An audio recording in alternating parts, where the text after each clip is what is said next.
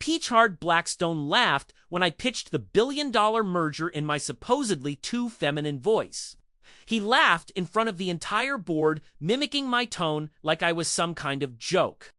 But when Goldman Sachs called 3 months later asking specifically for me to lead their acquisition team, Richard wasn't laughing anymore. In fact, he was begging me not to leave. Too bad I was already gone. Growing up gay in corporate America teaches you that your voice, your mannerisms, your very existence can be weaponized against you at any moment. Cohen, you learn to modulate your tone in meetings, to sit differently, to laugh at jokes that aren't funny just to fit in. You master the art of being invisible while simultaneously having to be exceptional. Because being good isn't enough when you're different.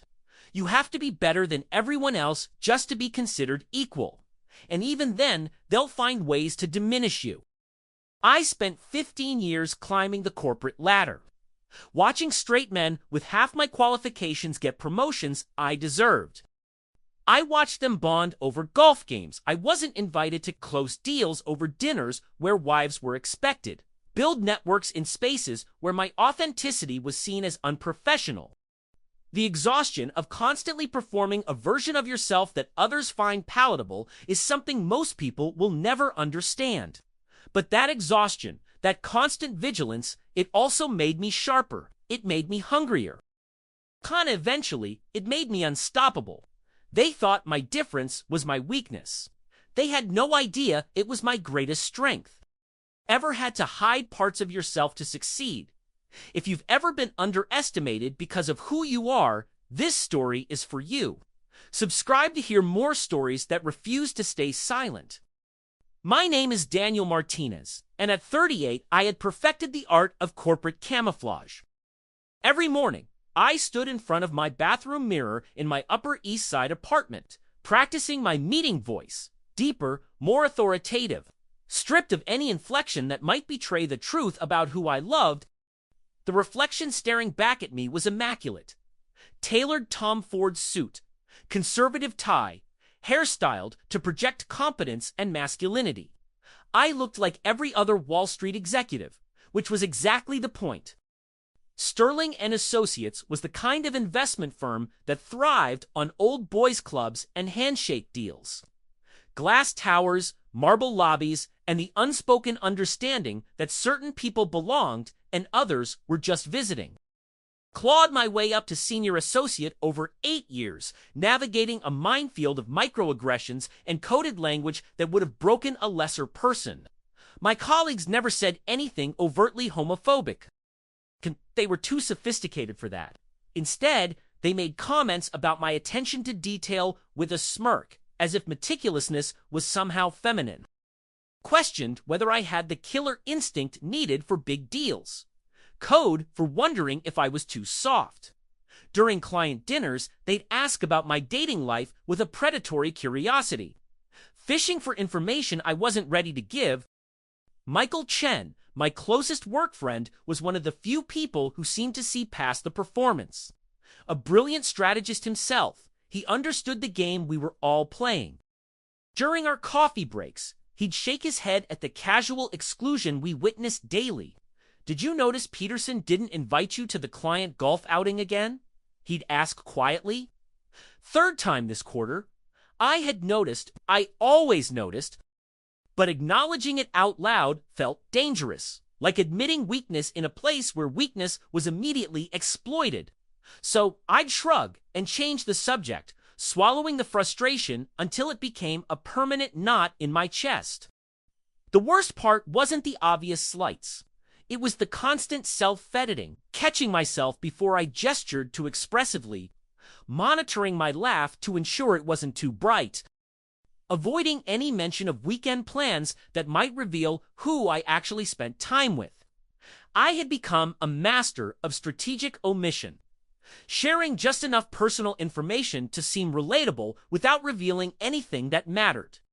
At night, I'd return to my apartment exhausted from the performance. My boyfriend of 3 years, James, a philosophy professor at Columbia, would find me staring out at the city lights. Still wearing my armor of corporate respectability, "Crude, you don't have to carry all of this alone," he'd say, massaging the tension from my shoulders. But he didn't understand the stakes. Academia had its problems, but it wasn't the Shark Tank I navigated daily. Coked, one slip, one moment of authenticity, and years of work could evaporate. The breakthrough came on a rainy Tuesday in October. Sterling and Associates had been selected to advise on a potential merger between two pharmaceutical giants, Meridian Health and Apex Therapeutics. The combined entity would be worth over $40 billion. The kind of deal that defined careers and built legends. Richard Blackstone, our CEO, called it the opportunity of a lifetime during the all-hands meeting. Richard was everything corporate America celebrated. 6'3", silver-haired, with the kind of commanding presence that filled rooms. Built Sterling from a small advisory firm into a powerhouse through sheer force of personality and an almost supernatural ability to read markets. He was also, I had come to learn, casually homophobic in the way that powerful men often are when they think they're among friends. I'd overheard him mocking sensitive executives from other firms, questioning whether certain competitors had the backbone for tough negotiations. Coded, his language was always coded, always defensible. But the message was clear. There was one acceptable way to be a man in his world, and deviation from that template was a liability. When the Meridian Apex opportunity emerged, I saw it as my chance to prove definitively that I belonged at the highest levels. Cool. I had built relationships with executives at both companies over the years, understanding their cultures, their pain points, their ambitions. I knew this deal inside and out before we even received the official brief. 4 weeks, I worked 18-hour days, building financial models, analyzing synergies, identifying potential regulatory hurdles. I mapped out integration strategies that would preserve jobs while maximizing efficiency. I studied every previous merger in the pharmaceutical space, learning from successes and failures. This wasn't just preparation, it was obsession. Conning my assistant, Jennifer, started leaving energy bars on my desk because I forgot to eat during marathon strategy sessions. Michael would find me in the office at midnight, surrounded by printouts and empty coffee cups, completely absorbed in the work. "Aniel, you're going to burn yourself out," he warned one evening. "Even Richard doesn't expect anyone to work this hard." But he was wrong. Richard expected exactly this level of dedication, but only from people he already respected. For someone like me, good enough would never be good enough. I had to be extraordinary. The first major presentation was scheduled for a Thursday morning in Sterling's largest conference room. The entire executive team would be present, along with video connections to Meridian and Apex leadership. This was my moment to demonstrate not just competence, but vision. I arrived at the office at 5 a.m., running through my presentation one final time. Every slide was perfect, every transition seamless. And anticipated every possible question and prepared responses that showcased both analytical rigor and strategic insight. The merger structure I had designed was elegant. A reverse merger that would allow Apex shareholders to maintain control while accessing Meridian's global distribution network. Colleagues began arriving. I felt the familiar pre-presentation energy coursing through my veins. This was what I lived for, the moment when preparation met opportunity, when months of work crystallized into a singular performance that could change everything. Richard entered the conference room at exactly 9 a.m., his presence immediately commanding attention. He wore his signature charcoal Armani suit with a confidence that came from never doubting your place in the world. Behind him came the other senior partners, Peterson, Williams, and Catherine Ross, the only woman in leadership and someone who had fought her own battles for recognition. "Gentlemen," and Catherine, Richard began with his trademark charm. "Today, we determine whether Sterling leads the largest pharmaceutical merger in history or watches from the sidelines. Daniel, I understand you've developed some innovative approaches to the Meridian Apex situation. The room fell silent as all eyes turned to me. This was the moment I had visualized countless times. My chance to prove that excellence transcended whatever biases might exist about who I was or how I sounded. I stood, adjusted my tie, and began, "Thank you, Richard."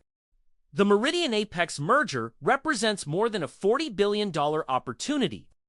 It's a chance to reshape how pharmaceutical innovation reaches global markets.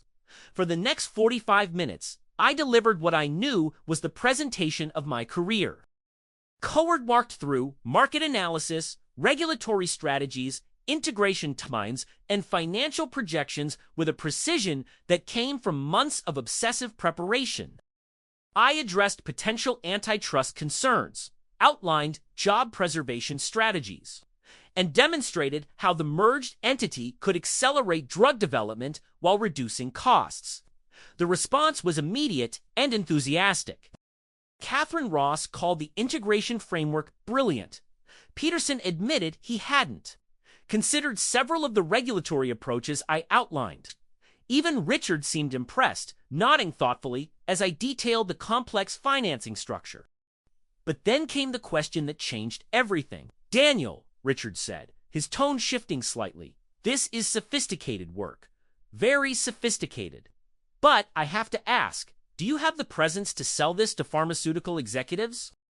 Are traditional businessmen who expect a certain gravitas in their advisors?" The room went quiet. The question hung in the air like smoke, poisoning everything that had come before. I felt my carefully constructed confidence begin to crack as I realized what was happening. This wasn't about my competence or my ideas. This was about whether I seemed masculine enough to represent Sterling and Associates. "I believe the strength of the strategy speaks for itself," I replied carefully, trying to keep my voice steady. Of course," Richard continued, waving his hand dismissively. "But perception matters in this business. Clients want advisors who project strength, authority, someone who can command respect in difficult negotiations." Michael shifted uncomfortably in his seat. Catherine's expression had hardened, recognizing the coded language for what it was. But Peterson and Williams nodded along, as if Richard's concerns were perfectly reasonable. "Perhaps," Richard concluded, "we should consider having Peterson take the lead on client interactions with Daniel supporting on the analytical side." The words hit me like physical blows. 3 months of exceptional work, a presentation that had impressed everyone in the room, and I was being relegated to a supporting role because of presence. Because my voice didn't carry the right authority. Because I didn't project the kind of masculine energy that Richard associated with leadership. I maintained my composure, thanked Richard for his feedback, and returned to my seat. But inside, something fundamental had shifted. The game I thought I was playing, where excellence eventually won out, turned out to be an illusion. No matter how brilliant my work, no matter how perfect my preparation, there would always be another test, another hurdle, another way to find me insufficient. Over the following weeks, as Peterson took credit for my strategic framework while I was relegated to building spreadsheets, I made a decision that would define the rest of my career. I stopped trying to prove I belonged in their world. Instead, I began building my own. Working late nights and weekends, I started reaching out directly to contacts at Meridian and Apex. Not to undermine Sterling's process, but to understand what the principals really wanted from this merger. I discovered that both CEOs were frustrated with traditional investment banking approaches that prioritized fees over outcomes. They wanted advisors who understood their businesses, not just their balance sheets. More importantly, I learned that Dr. Kara Chen, Meridian's CEO, had specifically requested more diverse advisory teams after bad experiences with old boys club investment banks. Apex's leadership, headed by Marcus Johnson, was known for valuing innovation over tradition. These weren't the conservative traditionalists Richard assumed they were. As I built these relationships, always careful to represent Sterling's interests while establishing my own credibility. I began to see a different path forward. Richard thought he was protecting the firm's reputation by sidelining me. He had no idea he was sabotaging the very relationships that would determine our success. The betrayal came on a cold Monday morning in December. I arrived at the office to find Richard in an animated conversation with Peterson outside the conference room. Their body language suggested urgency, secrecy. As I passed, I caught fragments of their discussion. Can't have him representing the firm at this level, ... Clients expect a certain type of professional, ... Maybe better suited for back-office analytical work, ... The pieces clicked into place with devastating clarity. Despite my months of exceptional work, despite building the strategic foundation for the entire deal, Richard was planning to remove me from the Meridian Apex team entirely. Called the merger I had conceptualized, the relationships I had cultivated, the countless hours I had invested, all of it was about to be taken away because I didn't fit Richard's narrow definition of what a senior banker should look like. Spent the morning in a fog of disbelief and rage. Every interaction felt surreal, colleagues asking about weekend plans as if my professional world wasn't collapsing, assistants requesting routine approvals while my career hung in the balance.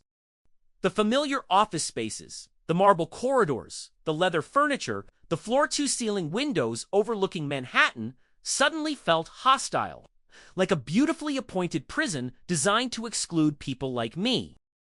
The official meeting came at 3 p.m. Richard's corner office, with its intimidating mahogany desk and wall of awards, had always felt like a shrine to corporate power. Today, it felt like an execution chamber. "Daniel, please sit," Richard began, his tone artificially warm. "I wanted to discuss your role on the Meridian Apex team moving forward."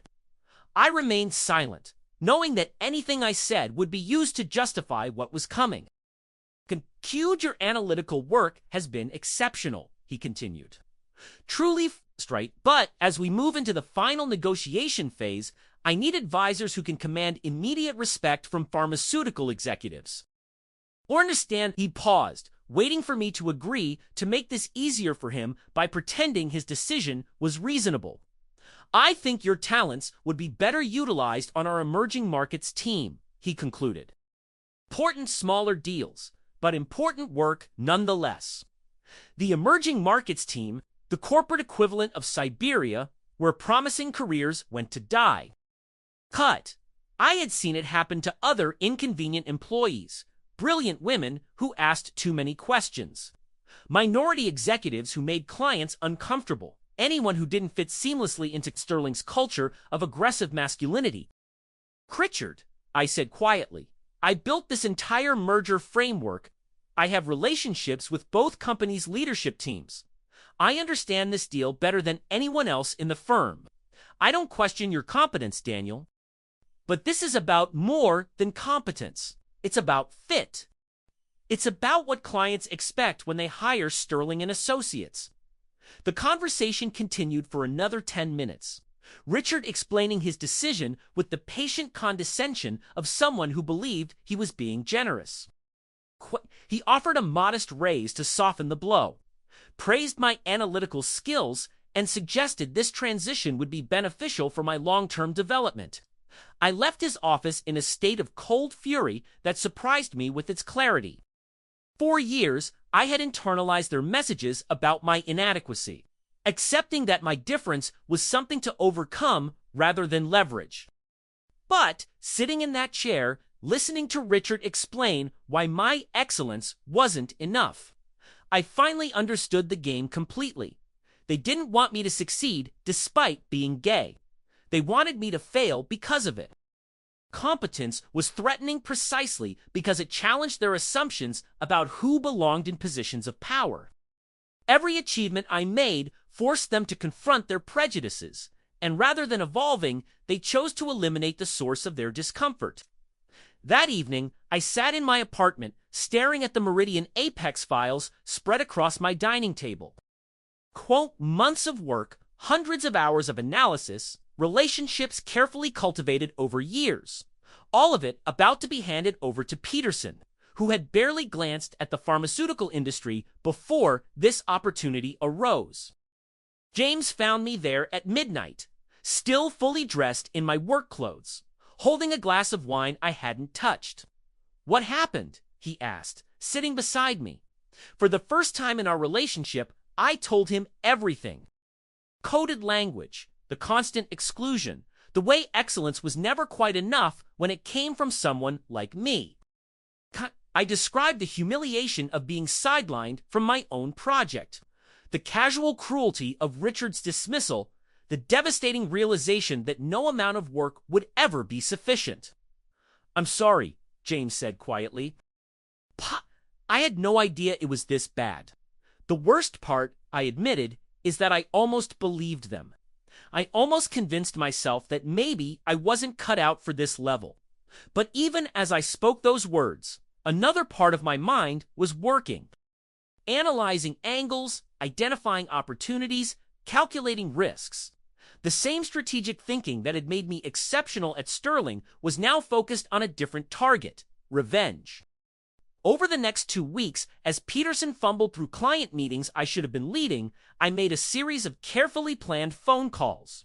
To Dr. Kathachen at Meridian, whom I had built a rapport with over months of detailed discussions about integration challenges. To Marcus Johnson at Apex, who had specifically praised my innovative approach to regulatory hurdles. 2 contacts at other investment banks who had been watching Sterling's progress with professional curiosity.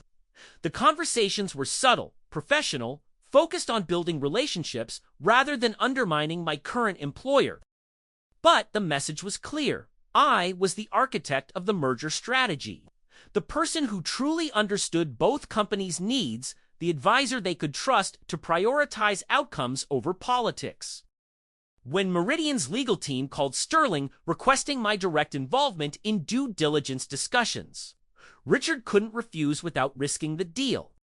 When Apex's CFO specifically asked for me to review their integration timeline, Peterson had to step aside. Slowly, inevitably, I was becoming indispensable to the very deal Richard had tried to exclude me from. But I wasn't planning to save Sterling and Associates. I was planning to replace them. The call that changed everything came on a Thursday afternoon in January. Goldman Sachs, Sterling's primary competitor for high-end merger advisory work, wanted to schedule a confidential meeting. Their managing director, Patricia Wu, had been tracking the Meridian Apex situation and was impressed by what she called my innovative approach to complex deal structures.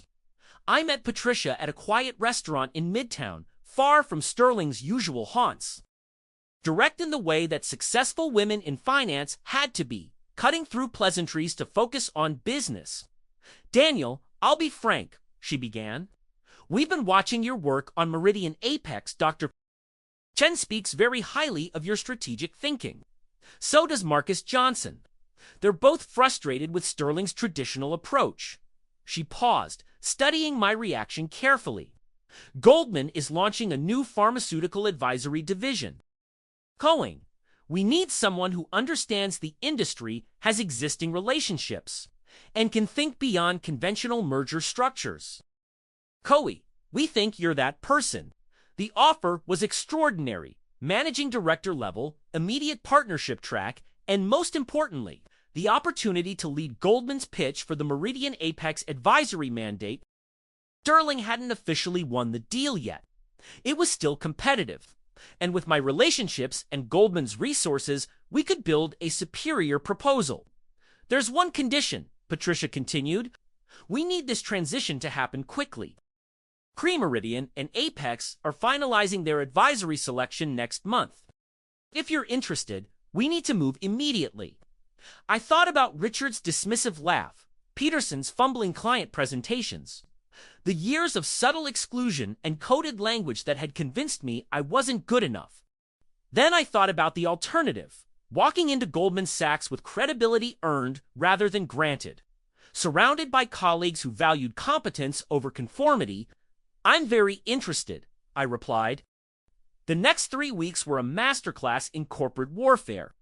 While maintaining my duties at Sterling, I worked with Goldman's team to develop a merger proposal that leveraged everything I had learned about both companies. Quote, "We addressed regulatory concerns Sterling had missed, identified cost synergies their analysis had overlooked, and proposed an integration timeline that prioritized employee retention and cultural alignment. More importantly, we scheduled direct presentations with both companies' leadership teams.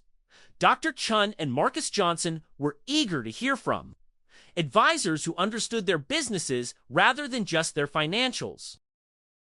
The meetings went exceptionally well.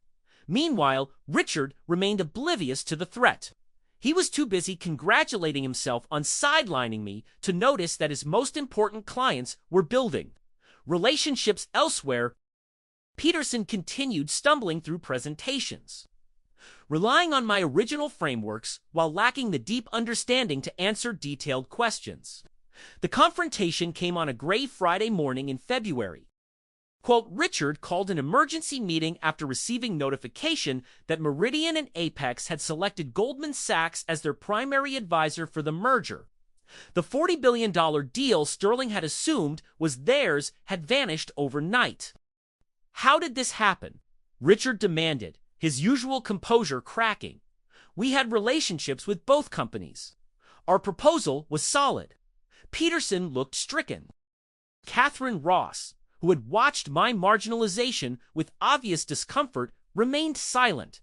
Michael caught my eye across the conference table, understanding immediately what had transpired. "Sir," I said quietly, "Dr. Chen and Mr. Johnson wanted advisors who understood their strategic vision, not just their balance sheets. They valued innovation over tradition." The words hung in the air like an accusation. Richard's face reddened as he processed the implications. "Contuyid," you said slowly, pointing at me. "You did this." "I resigned from Sterling 3 weeks ago," I replied calmly. "My last day is today." Goldman Sachs offered me a position leading their pharmaceutical advisory division. The room erupted. Quitchard shouted about loyalty and non-compete agreements.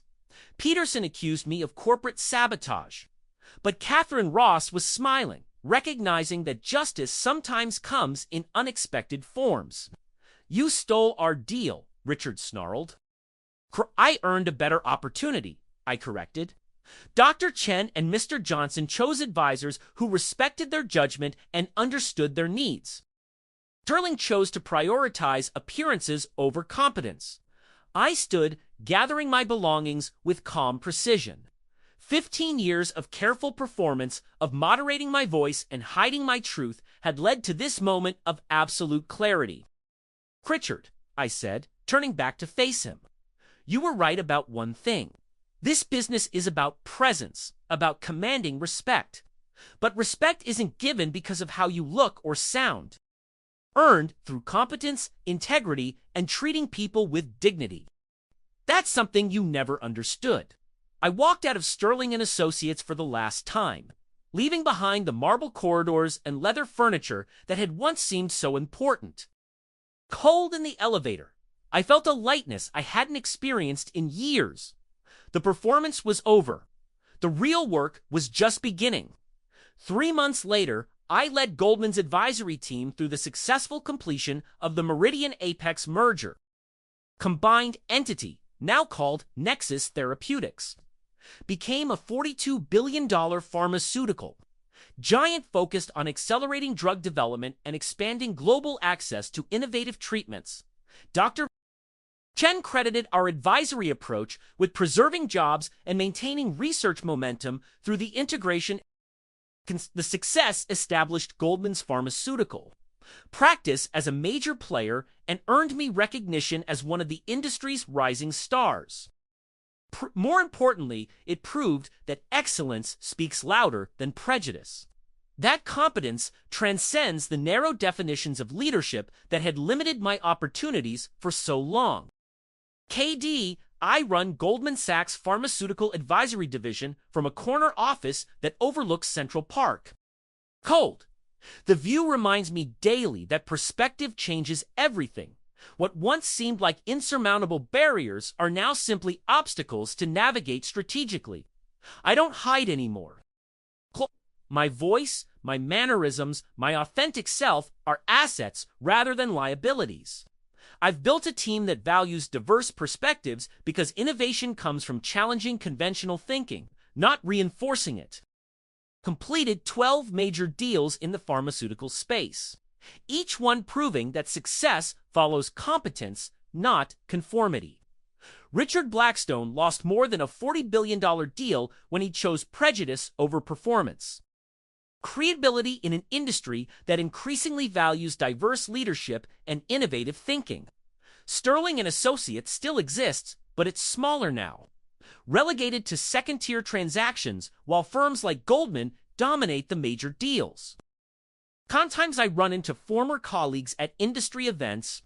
They treat me with the respect that was never offered when we worked together, recognizing that I've achieved the success they once insisted was beyond my reach. The recognition feels good, but it's not why I fought back. I fought back because someone has to prove that excellence transcends bias, that authentic leadership looks different than the narrow stereotypes we've been taught to accept. Every young professional who sees someone like me succeeding at the highest levels learns that their difference can be their strength, not their weakness. Boy who is called too feminine, too soft, too different has become exactly what he was meant to be. A leader who succeeds not despite his authenticity, but because of it. That transformation didn't happen by accident. Complete. It happened because I refused to accept someone else's definition of my worth. They thought they were silencing me. Instead, they taught me to find my true voice. If this story resonated with you, if you've ever been told you weren't enough because of who you are, I want you to know that your difference is your strength. Subscribe to hear more stories of people who refused to hide, who turned prejudice into power, who proved that authentic leadership changes everything. And in the comments, share your own story of overcoming bias. Consist back to you. Your voice matters, and your success inspires others to claim their own power. Together, we're rewriting the rules of who gets to lead.